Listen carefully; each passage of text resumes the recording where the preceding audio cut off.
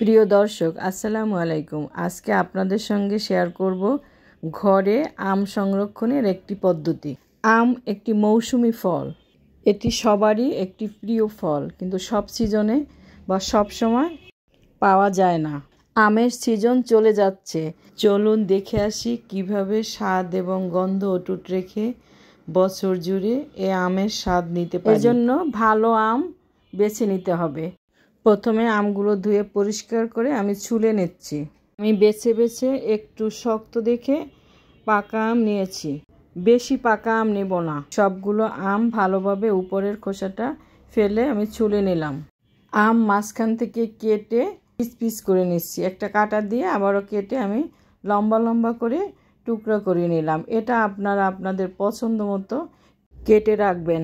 সবগুলো আম কাটা হয়েছে। হাতের সংস্পর্শ ছাড়া এভাবে ছোট ছোট জিপার প্যাকে আমের পিসগুলো লম্বালম্বি করে রেখে দিচ্ছি। আমের বীজগুলো ফেলে দিব। ছোট প্যাকেটগুলোর মুখ বন্ধ করে দিয়েছি। সবগুলো ভরা হয়েছে। একটি বড় জিপার প্যাকের মধ্যে সবগুলো ছোট ছোট প্যাকেট সেট করে রাখলাম। এই বড় ব্যাগটি আরেকটি ব্যাগের মধ্যে রেখে দিলাম।